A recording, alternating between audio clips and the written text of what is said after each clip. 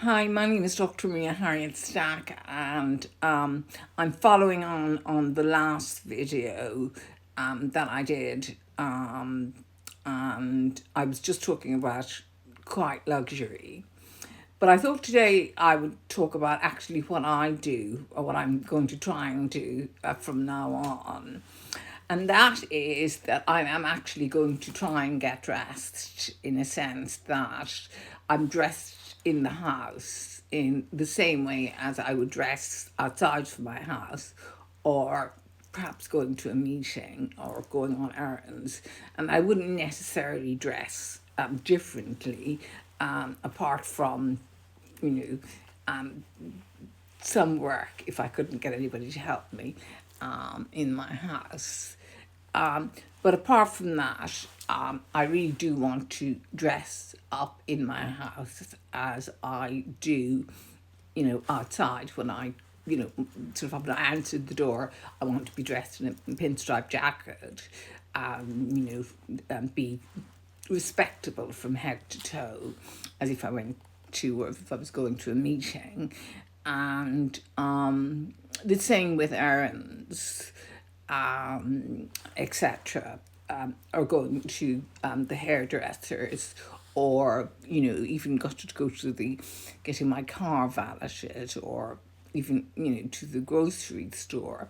I still would like to get dressed in a very respectable way wherever I am. And obviously, I would be slightly more elegant, if you like, and less, toned down slightly if I were at a meeting, very, very formal meeting, but not particularly. I think I really want my good clothes. I want to wear them as often as I can, and I want to treat my house, because it is my office, um, to all intents and purposes, for most things at the moment. And of course, I'm always traveling. So, again, I'm always dressed up when I go on an aircraft, even though the seats aren't always the cleanest. So I don't wear white, but I always try and wear a nice jacket and be very respectable as a kind of I guess, respect to the captain, because after all, I have studied aviation medicine, and I was an examiner for the aviation medical authority in Gatwick before I first got injured.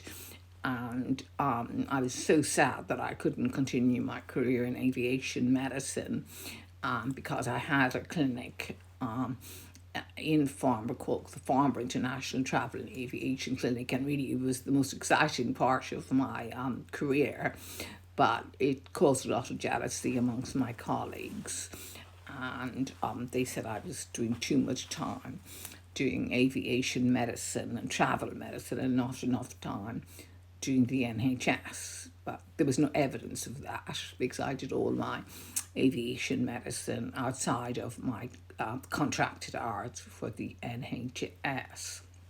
But just leaving it that, I just want to just talk to my American colleagues, friends on Facebook, because I know that I am 5 hours ahead of you guys in New York, and New York are 3 hours ahead of my followers in California. So you're all just coming online now, which I think is great. So that's why I thought I would do my makeup and fashion video for tonight, for my American followers, Facebook friends who've been with me for quite a long time, since my campaign, human rights campaign through music began, many years ago. Of course, I spent most of my time, sadly, on LinkedIn, and I had 14,400 connections, and overnight it disappeared for no reason. But I got a message that my appeal had not been successful, and I don't know how that happened, because I didn't know anything about an appeal or who's behind it, but it was probably the people that complained in the first place. They got second thoughts about it or guilt, and they decided to kind of write on my behalf and pretend it was me. I don't know how they did that, and LinkedIn has never come back to me about it, and have never told me how they got to that situation where they told me that I had made an appeal to LinkedIn about what happened when I never wrote to them, because I didn't even know it happened. Because I was traveling during the time, and I didn't know that the whole thing had happened. And suddenly, I'd been off LinkedIn for a while before I realised that it happened. And the only message I got from LinkedIn was that your appeal hasn't been successful. Now, I didn't do an appeal, so I don't know who did. But that meant that somebody had pretended to LinkedIn that they were me, complaining to take me off LinkedIn, and then at the same time had second thoughts about it and thought maybe I shouldn't be taken off LinkedIn, and they appealed using my name or my email address or whatever to do this. Anyhow, that's my story with LinkedIn and having 14,400 connections and working so hard with my research on neurological injuries after surgery, and then just to be taken down as a media group is really very, very serious. And I'm still waiting for LinkedIn to get back to me, and I wrote to them, as many of you had seen, via Facebook today, but I got no answer. I think Facebook is also aware of the situation, but I can't. It's nothing to do with Facebook because they're a separate entity to me, as it were. Anyhow, let's get to today's video as to what I do and what I'm going to do to get ready in the morning for the day, and how I'm going to do it in the future. And I'm not going to just go around in a tracksuit or anything like that. I've thrown all my old running gear away. I got some tennis and golf gear in Spain and in Drummoran Castle, and they double up also as tennis tops, tennis polo tops. And in fact, the polo tops are actually in fashion this year, completely separate to golf or tennis.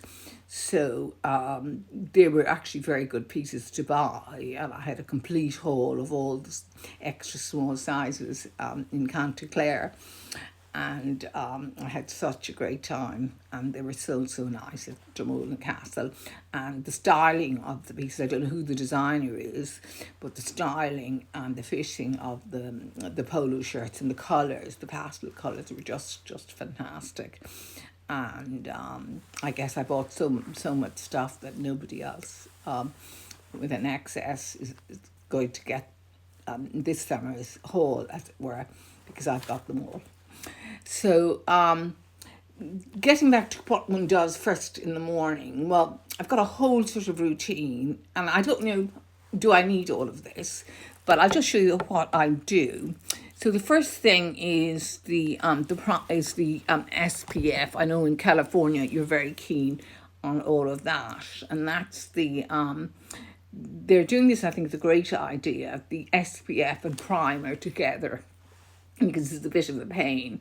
I think the one with the well, both of them, but this is an invisible SPF, so it's kind of a gel.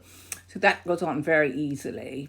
And so I think that's a very, very good idea to start with. And then I use a vitamin C serum. and